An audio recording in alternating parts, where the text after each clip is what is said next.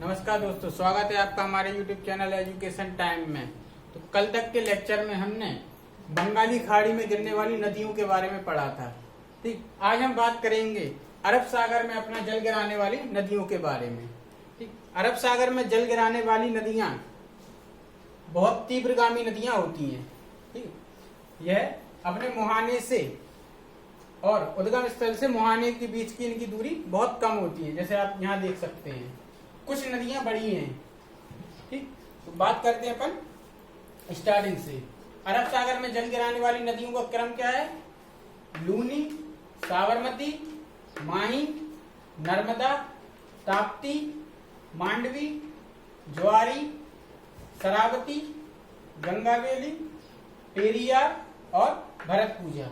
कुछ और भी नदियां हैं, पर अपन ने यहाँ पे इंपॉर्टेंट नदियों को दर्शाया है। ठीक, तो बात करते हैं पहले लूनी नदी से। लूनी नदी अरावली पर्वत से निकलती है और कच्छ के रण में आकर विलीन हो जाती है। ये जो आपको ये क्षेत्र दिख रहा है, ये कच्छ का रण, यह दलदली क्षेत्र है।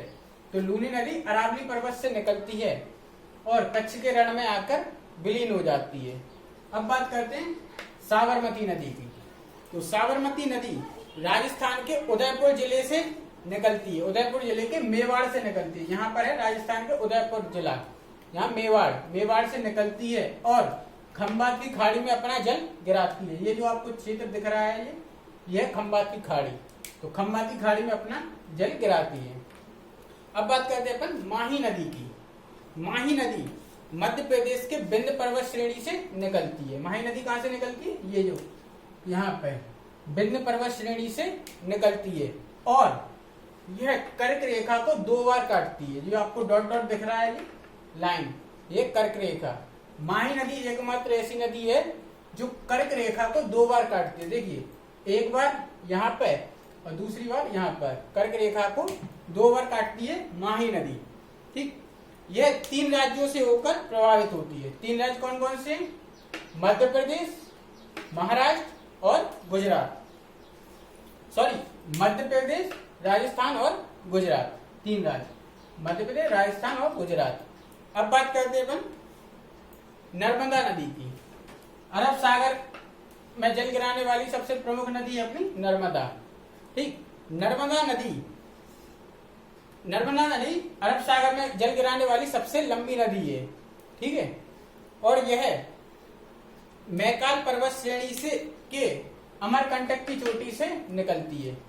मैकाल पर्वत श्रेणी की अमरकंटक की चोटी से निकलती है और भ्रंश घाटी में प्रभावित होती है। भ्रंश घाटी में प्रभावित होती है। अच्छा, भ्रंश घाटी क्या होती है? पहले भ्रंश घाटी समझ लेते हैं।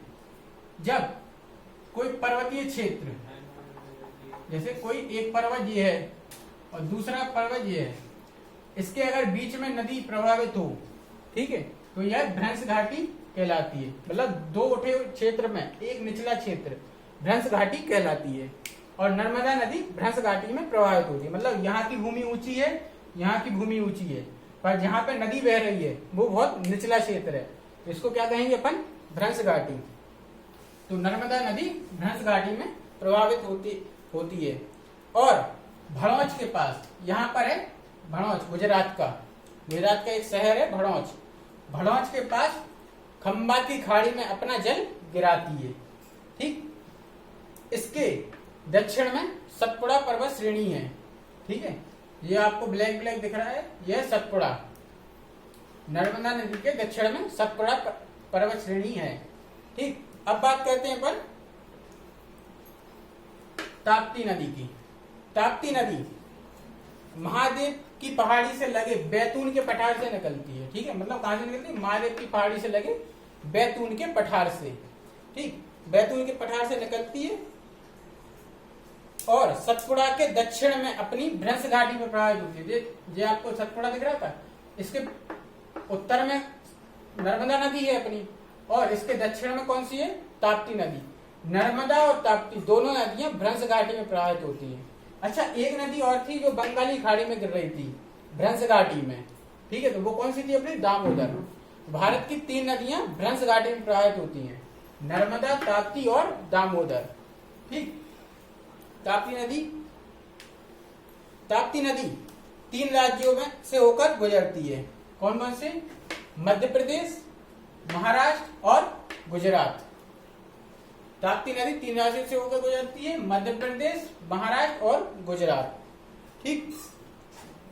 ताप्ती नदी पर गुजरात में उकाई और काकराकार जल विद्युत परियोजना स्थित है। ताप्ती नदी पर कौन सी जल विद्युत परियोजना है?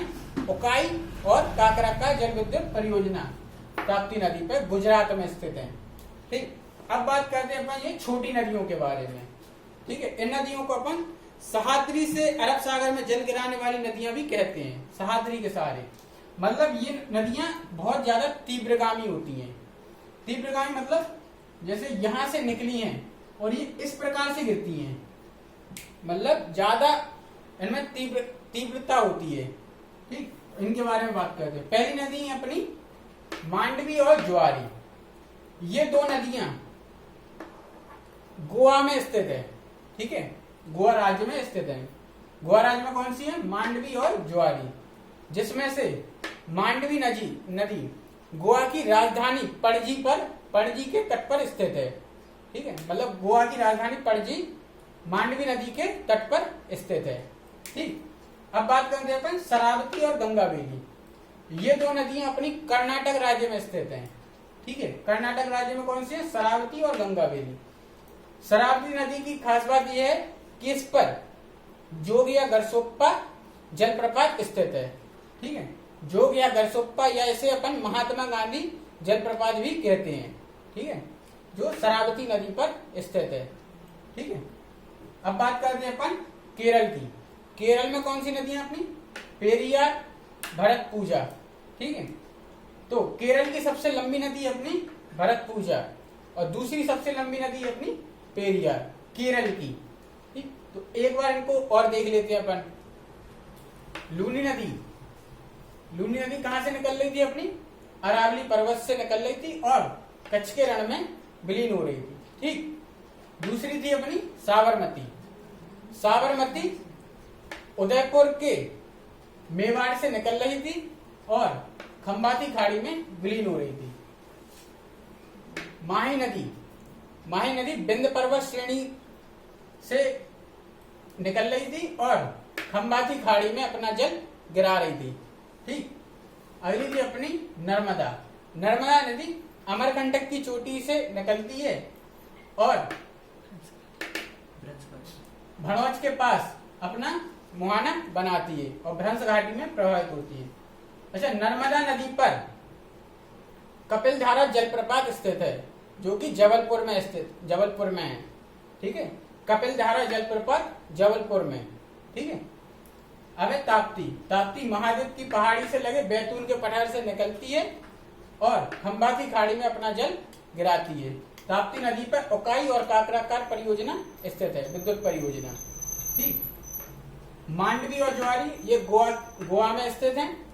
मांडवी नदी गोवा की राजधानी पणजी के तट पर स्थित है, मतलब गोवा की राजधानी पणजी मांडवी के तट पर स्थित है। ठीक है। शरावती और गंगावेली कर्नाटक में स्थित है और पेरियार और भरतपुजा अपनी केरल में स्थित है। ठीक है। तो आज का लेक्चर यहीं पर समाप्त होता है। आज के लेक्चर को यहीं पे अपन समाप्त करते हैं। मुझे आशा है आपको आज का लेक्चर अच्छा लगा होगा। अगर आपको आज का अरब सागर में गिरने वाली नदियों का लेक्चर अच्छा लगा हो तो चैनल को लाइक, शेयर एंड सब्सक्राइब करें। धन्यवाद।